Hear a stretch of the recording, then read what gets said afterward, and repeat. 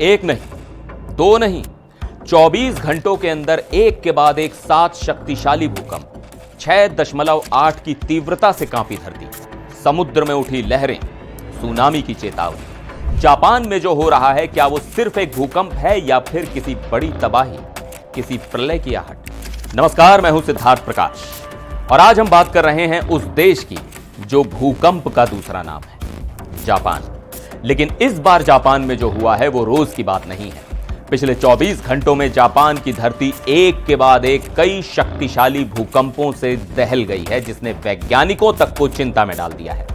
सबसे बड़ा झटका आज शाम को लगा और भारतीय समय के मुताबिक अगर बात करें तो दोपहर करीब 1:33 पर जापान के पूर्वी तट पर 6.8 तीव्रता का एक जबरदस्त भूकंप आया।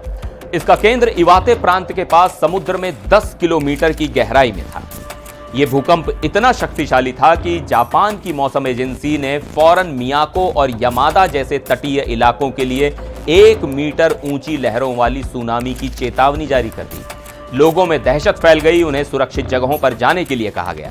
गनीमत यह रही कि कोई बड़ी तबाही नहीं हुई, किसी के हताहत होने या गंभीर चोटें लगने की कोई खबर नहीं है। कुछ छोटी लहरें जरूर देखी गईं, लेकिन बड़ा नुकसान टल गया। लेकिन कहानी यहां खत्म नहीं हुई।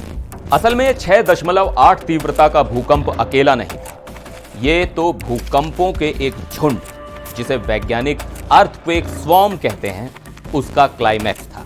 आपको जानकर हैरानी होगी कि इस बड़े भूकंप से पहले ही पिछले 24 घंटों में उस इलाके में 5 की तीव्रता से ज्यादा के 5 भूकंप आ चुके थे।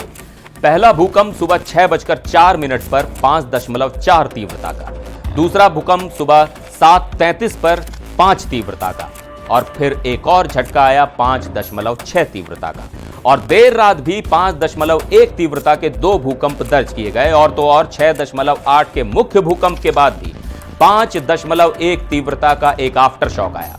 यानी कुल मिलाकर 24 घंटों में 5 से ज्यादा तीव्रता वाले 7 भूकंप, और छोटे मोटे झटकों की तो गिनती ही नहीं है। अब सबसे बड़ा सवाल, आखिर जापान में अचानक ये भूकंपों का झुंड क्यों आ गया? क्या ये वाकई किसी आने वाले प्रलय का संकेत है?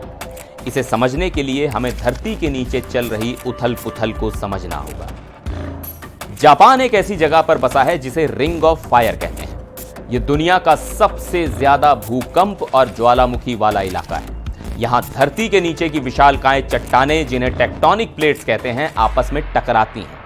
जापान के नीचे विशाल पैसिफिक प्लेट एक दूसरी प्लेट ओखोत्स्क प्लेट के नीचे लगातार खिसक रही है। सोचिए, 2 बहुत बड़ी चीजें एक दूसरे से रगड़ खा रही हैं। इससे जबरदस्त तनाव या टेंशन पैदा होता है। जब यह टेंशन अचानक से रिलीज होता है तो भूकंप आता है, और ये जो भूकंपों का झुंड आया है वो इसी टेंशन के छोटे छोटे हिस्सों में रिलीज होने का नतीजा है। वैज्ञानिक कहते हैं कि कई बार ये छोटे छोटे झटके किसी बहुत बड़े भूकंप के आने का संकेत भी हो सकते हैं, क्योंकि ये दिखाते हैं कि प्लेट्स के बीच टेंशन बहुत ज्यादा बढ़ गई है। हालांकि कोई भी वैज्ञानिक ये पक्के तौर पर नहीं बता सकता कि बड़ा भूकंप कब आएगा। लेकिन एक बात साफ है, जापान की धरती के नीचे कुछ बड़ा पक रहा है। ये भूकंपों का झुंड एक चेतावनी है।